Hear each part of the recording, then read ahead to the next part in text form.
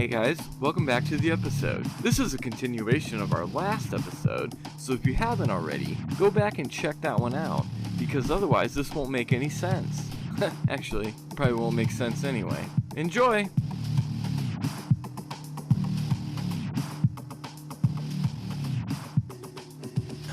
All right. What? Jeremy, take it away. Welcome back.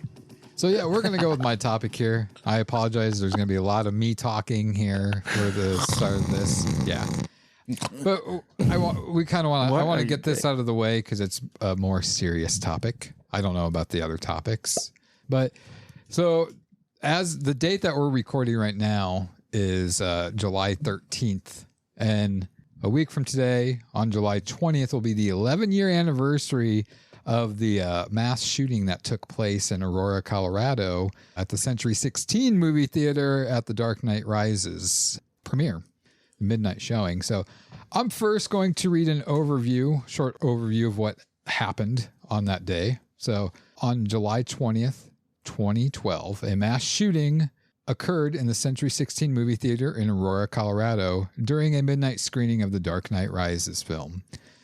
A then 24-year-old James Holmes was dressed in tactical gear and set off tear gas grenades and shot into the audience with multiple firearms, killing 12 and injuring 70.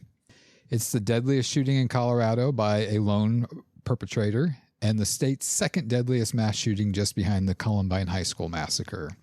Holmes was arrested minutes later in his car outside the theater and had earlier rigged his apartment with homemade explosive devices. Holmes pleaded not guilty by reason of insanity and was given 12 life sentences, one for every person he killed, and also received 3,318 years for those he attempted to murder that were wounded and for rigging his apartment with explosives.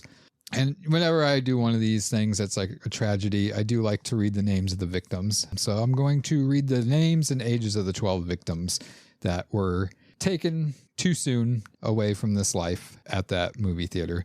So Jonathan Blanc, who was 26 years old, and I apologize for, not that probably anybody that's a family member or friend of these victims is listening, but I apologize if I butcher names.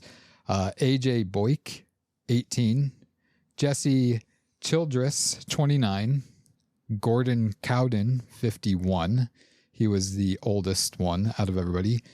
Jessica Gowie, 24, John Thomas Lemire, 27, Matt McQuinn, 27, Michaela Medic, 23, Veronica Messer Sullivan, who is only 6 years old, the youngest, Alex Matthew Sullivan, 27, I believe was her father, and if I remember correctly, he died over his daughter trying to protect her. Alex Tevis, 24, and Rebecca Ann Wingo, 32. So before we get into the timeline of this, let's kind of break it up so we can be all more involved. Do you guys remember when this happened, what you were doing, where you were going? I was celebrating because it was my birthday, but I don't remember exactly what I was doing. It was probably not that it matters, eating Cheesecake Factory or something. Very, very good. So it was your birthday. Yes. Correct. July 20th. So that's why, yes. So I remember I was actually with my sister and her husband at the time, and we were actually on our way to go see a movie and heard about it. And actually, it was the next day that I actually heard about it, like remembering it, because it was a midnight thing, but we were in the car and they were talking about this mass shooting that happened at a movie theater. And I didn't even really want to go to the movie theater after that because of what happened. But Lonnie, what about you?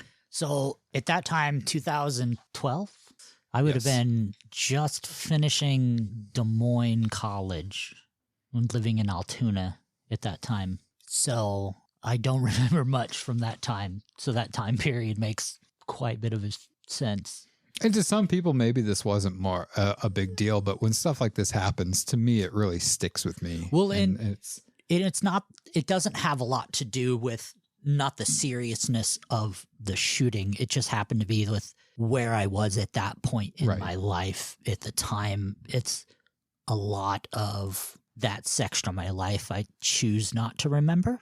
So Yeah, I don't think I heard about it until like a day or two afterwards, because I did work at the World Herald at that moment. So checking the cover stories and stuff at the mailroom where I worked is probably when I started ingesting a lot of the news. I'm like, holy shit. I mean, but as far as like the day itself, I was oblivious. John? I don't know, because I saw that movie on the 19th. So I don't know. I mean, I guess is the 20th like technically like the midnight part? Yeah. Okay. So yeah, I saw an earlier show. I was trying to figure out the time, but Facebook isn't telling me what the time was. But yeah, I had just gotten out of seeing it when I found out, probably an hour later. Now, I know the crazy thing about that is because it was like the release of the movie, and a lot of people, for movies like that, like a DC movie or Marvel movies, people like to dress up as the characters. So I think that was one thing too that I feel didn't really raise red flags to people when they first saw. I think there were some people that survived that said they thought it was part of the show because the way he was dressed was almost like Bane, and like he threw tear gas in there first, and so I think people were thinking, oh my God, this is an elaborate show. But then once the shots started getting firing and people were screaming and running, then I think that's when reality set in. Right. But I'm going to real quick here to read the timeline of what happened that night. So at 12:05 a.m., the midnight showing of Batman: The Dark Knight Rises in Theater 9 started at the Century 16 movie theater. James Holmes purchased a ticket to the movie and headed in. Around 12:25-ish, roughly 20 minutes into the movie, James would fake a phone call, making his way to the emergency exit to his right in front of the theater. He would use a picnic table cloth clip to prop the door open slightly. He then would go to his car, parked by the door, and gear up with tactical gear and a gas mask, arming himself with a Remington 870 shotgun, an AR-15, and a Glock pistol.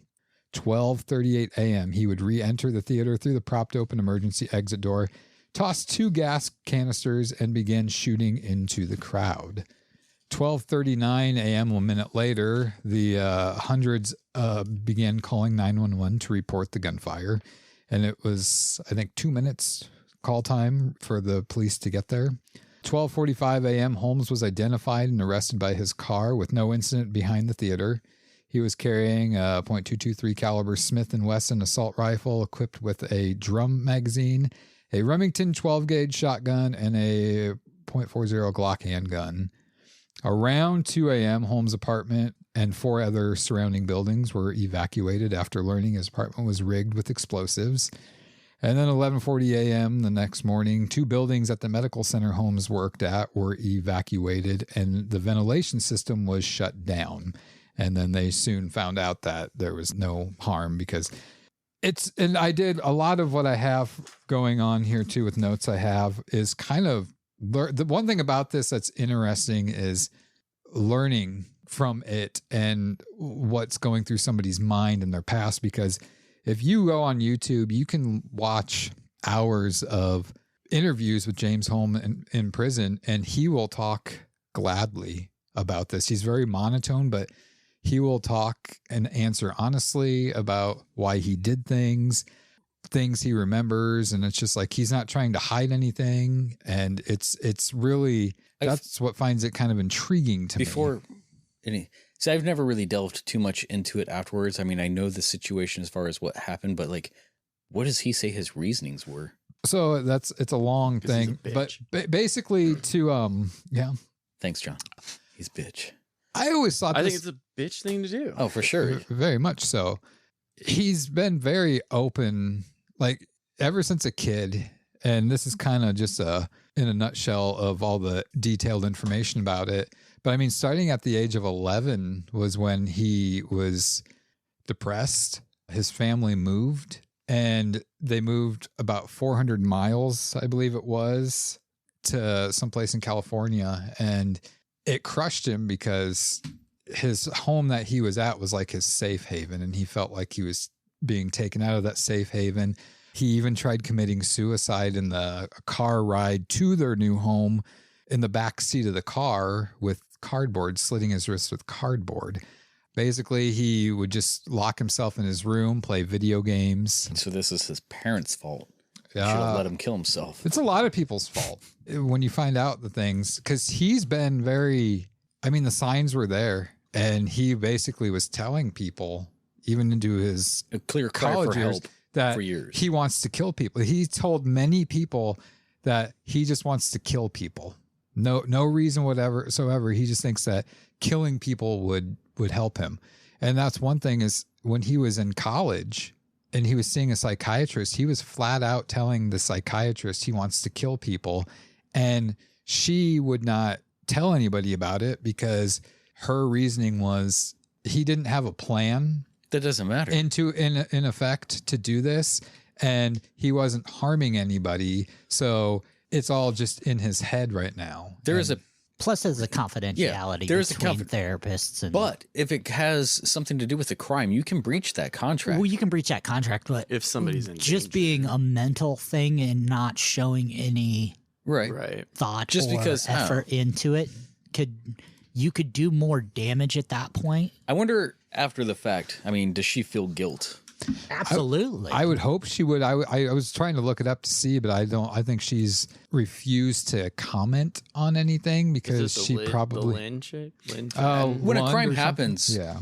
I don't know the logistics to a lot of this stuff, but when a crime happens, would a psychiatrist or something have to open their notes and stuff to the authorities? They have the choice to. They still have a Hippocratic oath to the patient to Right. keep that. And But would a warrant bypass that? a I warrant feel like that would. A 'Cause that's warrant court, you know. would, but the HIPAA laws are still laws. So there's certain things that can be sought after, but there are still some things that are private between physicians and patients. But it's like, to me, it's like, yeah, I know they probably have oaths and things and whatnot, but if you had this gut feeling, and I mean, from the things he's saying, if I was a psychiatrist and somebody was saying this to me, I'd say, fuck all these things, confidentiality and all that stuff. It's like, if I'm wrong, I would rather be wrong than for this to happen. Right. I mean, if the the patient or whatever is going to sue because they told somebody, then I think it would be better to pay that fine or whatever it is than to have 12 people, a 6-year-old included, murdered, Right. cold-blooded.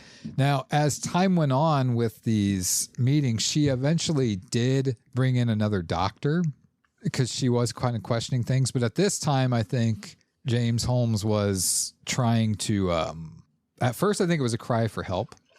But then I think he was just like, he wanted to go through with this plan. So then he was putting on a face, acting like, oh, he's doing things to change himself and that he doesn't have these thoughts anymore and whatnot. And all the while he was plotting this out.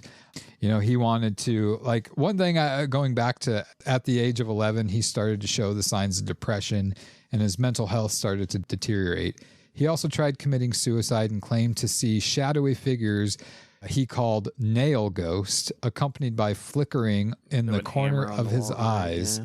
He said these shadowy figures would appear on the walls at night and fight each other with firearms and various other weapons. It is believed he had homicidal thoughts at 10 years old, where he would picture himself killing people that annoyed or upset him. Later on, he would picture killing people that did nothing to him at all. And then, yeah, when his family moved 400 miles away, he tried committing suicide in the back of the car. I was kind of, with this whole thing, I thought he was very smart because when this happened, they showed like him in college giving speeches and stuff. And like he went for neuroscience and all this stuff.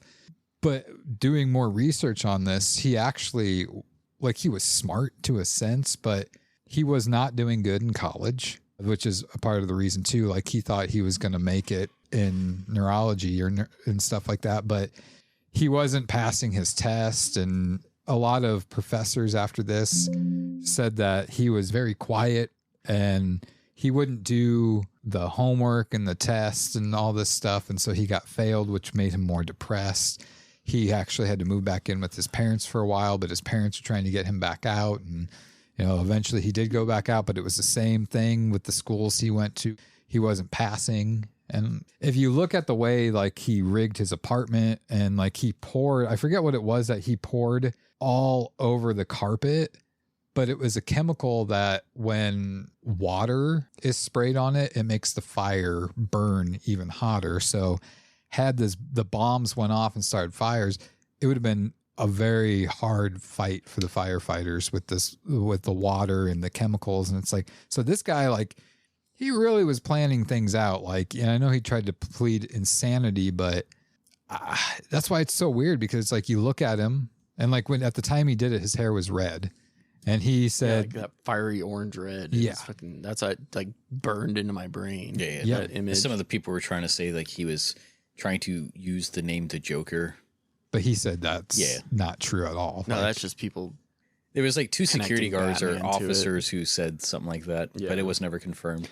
well, do you remember too? Like, He also just got broken up with that year too. Yeah. That was also part of his. Dude, and let he it go. And he also emailed his ex to tell her about how he wants to kill a bunch of people, but she was thinking it was just playful talk or whatever, and That's so she was kind of going along That's with what it. gets me hot.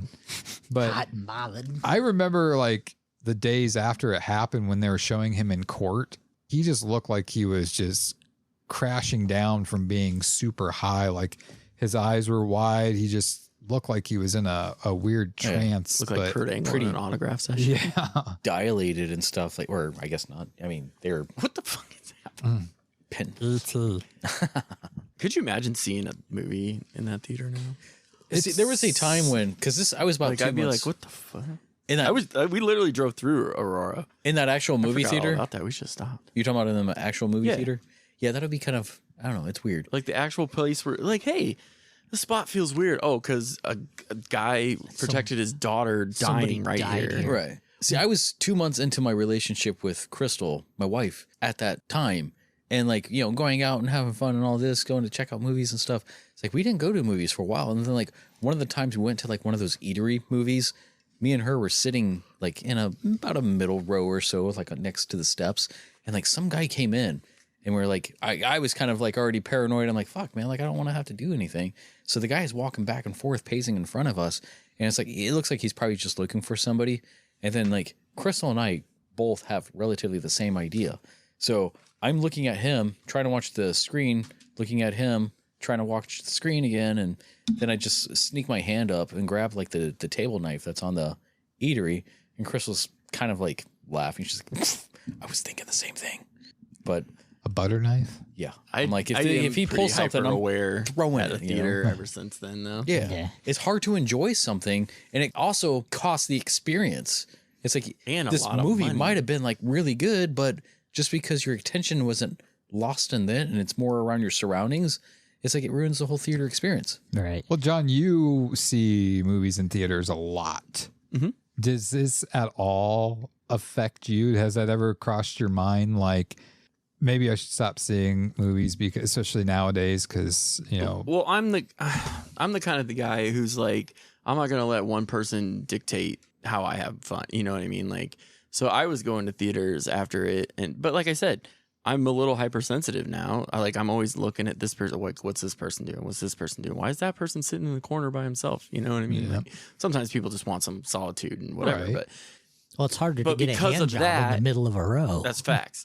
But because of the shit like this, your brain goes other places to that person that's in the corner of the room. Or I remember going to see a movie one time and the exit was open. Like it was open a crack or whatever. And that made me like freak out or whatever. And then I saw a guy come back in with, a broom and a dustpan. Like he was just out there cleaning up cigarette butts or, something like that. But it's like your brain immediately goes to situations like this. It's just, but it's not going to affect, it doesn't affect me going because I still go, as much as I want. But Well, and I'm surprised there hasn't been, and have been other shootings inside movie theaters since then, but I'm surprised there hasn't been repeat people doing the same thing, because if you think about Holmes he picked either theater 9 or 10. He did his scouting of this because those two only had one entrance in, and then the 2 exits that were like Behind. up front up. And so like it's shooting fish in a barrel. That is one of the. essentially. It's hard. I think, I don't know. A lot of guys probably have this sort of mentality, like when you go to a restaurant and you always put your back against the wall so you can see the door or something like that. It's like, even when in a theater, it's like you feel very defensive or defenseless. Yeah. It's like, unless I'm going to drop down on and risk breaking my ankle or something like that on a ramp. That beats the alternative, though. True. Yeah. But then you're also sitting duck on his way out, you know? Well, and that's one thing that, and Justin, I think you would find the interview, I think it was back in 2015 or 16 when they did the interview with him in prison. I think you'd find it interesting to hear some of the things he says. But when they were asking him when the shooting was happening, like, could you hear the screams? And he said no, he had earbuds in with the music turned up full blast because he didn't want to hear the screams because then it made it personal. Oh yeah. He just wanted to just shoot, and like they asked, so you weren't specifically targeting anyone. And he said he only targeted one specific person, and it was the first person that got up and started running towards the exit. And then that's when he purposely went to them and shot them. But otherwise it was just shooting randomly wherever. And I mean, even people in adjoining theaters, right. The bullets were going through the wall and people were getting injured in those theaters. Jeez, how far was he spraying? Or was he spraying at an angle from the side? He was standing up front by the exit door. So he wasn't like standing directly in the middle of the screen. He was off to the side shooting up that way. And like, if the he side just wall would have been the back. Yes. Okay. And so all he had to do is slightly turn to his left, and that would have been the exit. So yeah. But I mean, he apparently thought about doing an airport. Yes. But do you have that in your notes, or am I overstepping here? No, I mean, you're fine. He was very specific with things like he started writing plans in his journal, which he then mailed to his fucking therapist or whatever. His failing at school would set as the catalyst for his motivation behind the killings. Some plans included bombs, but thought they'd be too suspicious. He then thought about biological warfare, but scrapped it because it required too much knowledge and chemical use. He ponders on serial murders and would buy a stun gun shaped like a phone and equip himself with a folding knife and go to natural park forest trails and one by one pick off his victims. But it leaves too much evidence and isn't enough kills. So, if he's worrying about getting higher kills, it's still going to leave more evidence, though. Yeah. I mean, like, you have the crowd to try to mask yourself under. But I mean, like, when people, I don't even know if I want to say something like that because it just gives people an idea of like how to do something. So keep going. But then the last thing is he then thought about airports, but there is too much security at airports. And he said that they would think it was an act of terrorism, and that wasn't the message. The message was there was no message. Mm-hmm. Yeah. He's chose a midnight screening because he thought there'd be the least amount of kids there. Even though he wasn't going for like the whole Joker thing, he was sort of going for a whole Joker thing, wasn't he? No, it's more like Bane from that movie. I honestly don't think he had. I mean, I guess you can always compare something to a comic book Bane villain. Bane and the Joker have somewhat not motivations, but Joker doesn't have motivation. That's the thing. Yeah. There's no reason. He likes the chaos or whatever, and an agent of chaos. Well, I think he's smarter than people think. I also think he's dumb too, but I believe one of the first things he asked when he was that night when he was taken to jail and in one of the interrogation rooms, I think he asked, were any kids killed? And then they informed him that a 6-year-old was killed. And he did kind of show a little bit of remorse with that, which, I mean, that doesn't say much about him, but I mean, at least in the back of his mind, it's like he didn't want to kill kids, but I don't know. He's very, very, like, it's very interesting. There's a documentary on YouTube that I watched where I got a lot of the information on his backstory, and it's very interesting to watch. And they play a lot of video clips of him before things happen, like when he was giving speeches, and then a lot of the interrogation stuff too. But it's just fascinating, the whole thing. I don't know if you've seen they're released online, but the crime scene photos from inside the theater, no bodies were in there at this point, but you see like the seats are just tore up. That just shows you the power behind the bullets. There are some seats that are ripped out of the ground. It's like, was that done by people to like protect themselves from bullets? There's creepy things of like the popcorn spilled on one of the stairs mixed with people's blood, and just the shot too from outside, because people were trying to drag out bodies through the exit door. So you see all the blood being smeared across the sidewalk and whatnot. But I don't know. I will say I did for a while. I didn't go to movies because, you know, you're afraid it's going to happen again. But it's definitely, it's crazy that was 11 years ago, because it feels like it was kind of just yesterday. But it's another thing of like, man, this really shows you how fragile life is. I mean, there was a girl that one of the victims, Jessica Gowie, was one of the victims. She was involved in a mass shooting at a mall a month prior. She was like a TV journalist for one of the news things, but she was at this mall when the shooting happened, and she survived that. And then a month later, this happens. And, you know, this is one of the things too that kind of, she's like a crisis actor. Yeah. I can't stand that. When you read about a victim and like their final tweet or post that they put on Facebook, and like, so her final tweets read, "Never thought I'd have to coerce a guy into seeing the midnight showing of The Dark Knight Rises with me. Of course we're seeing Dark Knight Rises. Redheaded Texan Spitfire. People should never argue with me. Maybe I should get in on those NHL talks." And then it's just like, that was within like a couple hours before. She was one of the victims, or sorry, not the victims, but the one of the casualties. One of the deaths? Yes. Okay, I thought you just saw like an injury or whatever. No. She died. Shortly after this happened. Dude, his fucking photos are creepy as shit. Yeah. Shortly after this happened, I took a job working at AMC Theaters as a manager. That's right. That would have been. Wow. I didn't even think about that. And the regulation changes and the things that changed at the theater and the security things we had to do were like what? Were crazy. Like, so the fact that he went out the security door, all the doors in the theater and all the security exits were rigged with alarm systems. So even if the handle was pushed, and all the offices and all the managers' radios would go off. It didn't matter what theater it was. It would, Theater 1 alarm, Theater 7 alarm would go off. So we would know that door is open.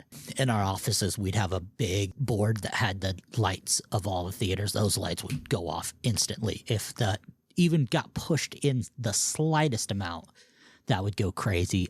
We would have to do 15-minute checks of theaters. We would have to go in and check the theater every 15 minutes. In our small theater, we had, I think, how many? 14, I think. And on Fridays and Saturdays, we would have 3 armed security guards. Well, I was going to say, like, as managers and you're walking in, checking the theaters and stuff, and something happens, what do? You guys aren't armed with anything. You got a flashlight and... Well, it depends on how threatened you would feel.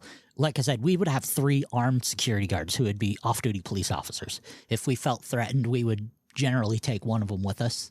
The other 2 managers were females. They would always have an armed security with them. I would go around, and if it was something I felt threatened with, I would get one of the officers. But generally for us, it was just high school kids being dumb. And unless it was a group of 5 or more, I didn't really worry about it. I would just stop movies. That would my thing. If kids were in there fucking around, causing trouble, I would just straight up stop the movie, turn the lights on, and be like, fix your shit or get out of here. I didn't care who else was in the theater. But we had riots. We had a riot at our theater, like in the mall parking lot. And we had to lock all of our doors because kids were trying to break into the theater. And we had multiple shootings in our parking lot. It's just the shittiness of the world. Yeah, and I mean, I know the cinematic experience has changed in 11 years. Not as many people go to movies, John. I mean, you Although Oppenheimer, we just got tickets for, and that's sold out basically. 3 hours. It's also 3 hours, but it's like sold out. I'm talking about in terms, but yeah, usually I can go to like Transformers and it'd be 60% at the most full. And John, you go to the theater I managed, the Westroads. Yeah. The Rave. The classic where they don't change the seats. Wait, when did you work there? Like 2014 to 2016. One of my good friends, Loy, used to manage over there too. Yeah. I don't know if she was. Yeah, I think she was a assistant manager or something like that. She had a moon tattoo on her forehead. Oh no. Never mind. Charlie Manson? I would remember that. She probably covered it up. Captain Planet? It's more like a Sailor Moon, but Now, you guys had talked before about the going to that theater. They waited 6 months before they reopened that theater. Their theaters are no longer numbered. I think they're lettered or they have like a specific name to them. There is a video from a couple of years ago that on YouTube of somebody going into that exact theater and video recording it. And after seeing like the crime scene photos and knowing of the fucking hell that went on in there, to just see it quiet and back to its normal state and whatnot is just, I don't know that I could. And there's mixed reviews. The news story did a story on it or whatever, like a couple of years ago as well. And it's mixed reviews. There's people that are like, how John said, they're not going to let that stop their experience. But then there's other ones that are just like, I'm never going back to that theater. I just have the horror that happened there. There's no way I'm stepping foot in that theater, and they should have just bulldozed it down. It's like, you know, I get what you're saying. It but would be creepy as fuck. yeah, the idea that exists in your mind. I mean, like we also did the same thing when you find a video for the Vegas shooter where somebody rented the entire or the exact room. It's like, it is kind of scary to know that this was the room that happened. But because of that idea exists in your mind, it's like you turn it up even more. I mean, the situation was extreme and it never should have happened. But I mean, like, and this is what I don't get is like somebody who is well-spoken, who actually makes public speeches and stuff like that, who journals, who writes, who expresses himself. But are you only just talking to one psychiatrist or something like that? If you feel like you're not being heard with them, this is something that everybody should know. If you feel like your psychiatrist is not hearing you, not listening, not providing the care that you need, get a different one. Right. But it was 2011, and Yeah. mental health was being addressed, but not nearly to the extent it is now. And also, I can see him thinking the person who's supposed to care about this doesn't even care. Why would anybody else care? Right. Yeah, I can see that too. And plus, I mean, not only that, but, well, I guess with that, his parents himself, I'm pretty sure he felt like he couldn't even, you know, like nobody was listening in his life. The people who were supposed to raise him. Well, and I have to go back and look too, but I would hope that after this happened, you know, a lot of times when they interview the family members, they're just like, I just didn't see this coming. That just didn't, yeah. It's like from what's being told, you knew. The Like, signs were there the whole time. And that's to me one of the biggest points about doing this topic is, you know, not that we have a ton of listeners, but those that do listen, maybe this can spread around. It's like, you need to look for those signs. And it couldn't have been any more clearer at first unless he was showing them the detailed plans that he was doing, which if he did that, then according to the psychiatrist and their philosophy, then they would have done something about it. But since he didn't have a plan, wasn't being aggressive towards anybody in particular, they just swept it off as, oh, it's a rough time in his life. It's like, He's doing it for attention. Yeah, it kind of reminds me of the quote of like, if somebody tells you who they are, believe them the first time. It's like, well, you probably should. Yeah. Especially when people like this. It's like, it does suck for those who do just want attention. And it is not going to go to drastic extremes or something like that. But like a psychiatrist doesn't need to blow it up or contact authorities because it gets more eyes or pressure on them and might even push them to do something.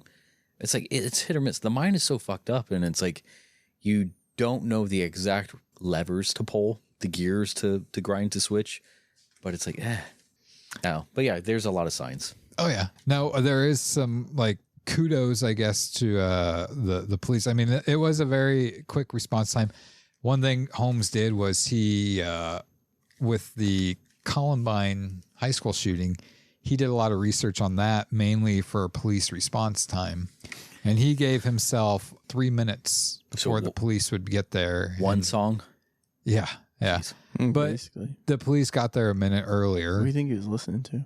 I believe he actually says what it was he was listening to. I fucking should have wrote it down. Is it Disturbed? But I believe he tells that to somebody. But I got a brand new pair of roller skates. yeah, there would have been more casualties, but the magazine jammed in his gun, so he went. That's why everything's online now. Nobody reads magazines. Yeah. Fucking wish guns. He went into the exit area where there was like the only light to see what he was doing, and then that's when he went out when he realized it was jammed. 2 other guns. Fucking drop it and grab another one. The first one was the first. Don't encourage him. The first thing he did was the shotgun, and that was only, I think he said 5 or 6 rounds. Yeah, he threw that to the ground. That's when he switched to the AR, and that's when that jammed.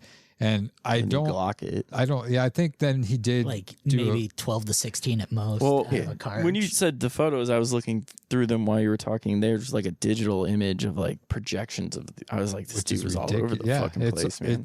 There was no safe spot in that theater. No, honestly, probably the safest spot would have probably been front row, right in front of him, because he was so busy, I think, aiming upwards that he probably could have gotten away. But he didn't know pops. Pull, observe, push, squeeze. Get out. I guess 3 of these jurors had ties to the Columbine shooting too. Really? Yeah. The police response time on Columbine was ridiculous because they didn't know if there was other shooters in the building, and they didn't know they were there. They just didn't actually do anything for quite a while. Juror number 535 was the aunt of a Columbine survivor, and juror number 737 was a student at the time, and there was also a former friend of the shooters on the jury. Well, how did that even? That seems like a conflict of interest. That's what it was brought up. There was concerns about it, but now, I mean, I guess Dr. Fenton, which was his psychiatrist, this is how creator of the drug fentanyl. This is how dumb she was. That's right. He flat out said to her, and I quote, "I want to be famous for killing people," but because there was no plans, like James.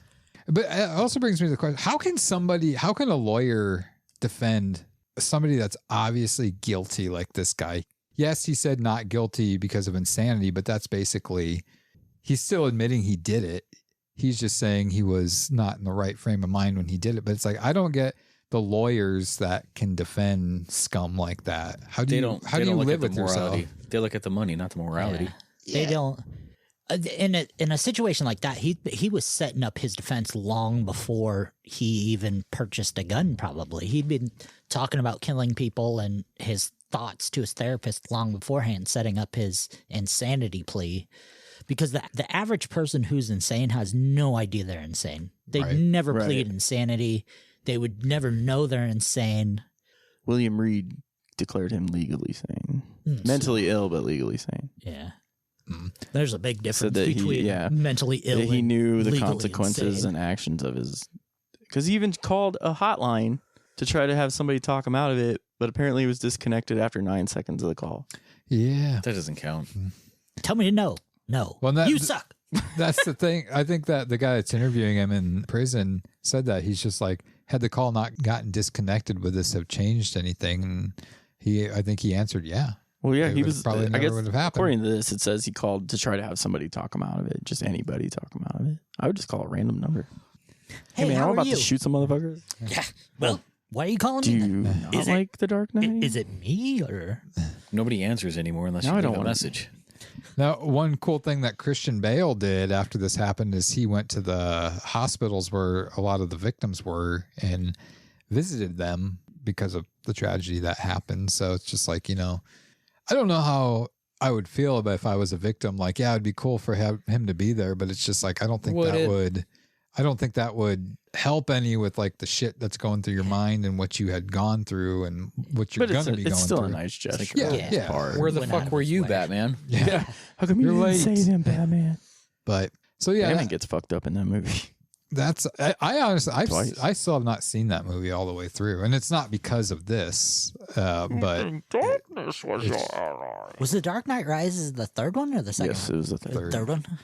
but The Dark Knight is the second. But and the yeah, best that's all movie that of I all time. have on it. I just, with it being the 11-year anniversary, July 20th, it's That is kind of weird that Oppenheimer comes out next week. Nolan's another Nolan film.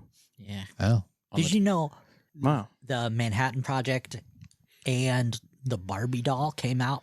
Like the atom bomb and the Barbie doll came out on the same exact day? Both will by next NASA. week. Well, the movies are coming out, but On the same day the next week? original, the atom bomb and the Barbie doll came out like the day the bomb exploded on Hiroshima, and the Barbie doll, they came out on the same day. Seriously? Yeah. Wow. That is kind of crazy. I also learned That that is there why was they two. they kind of did that on purpose with the movies too. There was two atomic bombs. I didn't realize that. Really off topic, but I didn't know we dropped two atomic bombs. I thought we just did Hiroshima, but Little Did you know dog. a little boy and Fat Man. Yeah. Did you know the little interesting thing about that with Air when we saw Air? Yeah. How Michael Jordan wore two numbers in his career, 45 and 23, and that movie came out on 4/5/23.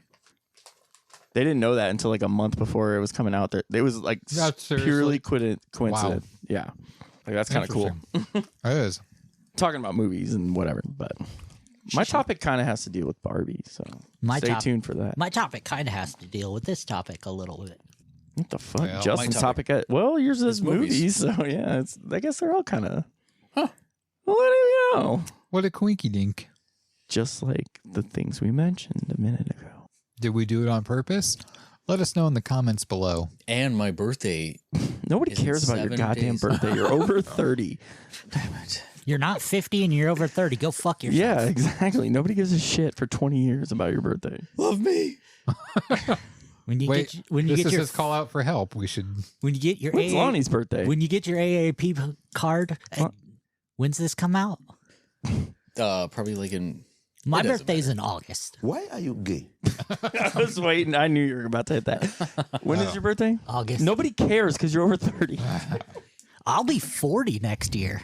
You're fucking old. So I'm are you. 40 this year. I'll say you're 40 this year. I'll be 40 in 2 years And I'm still hanging out in Justin's basement recording shit.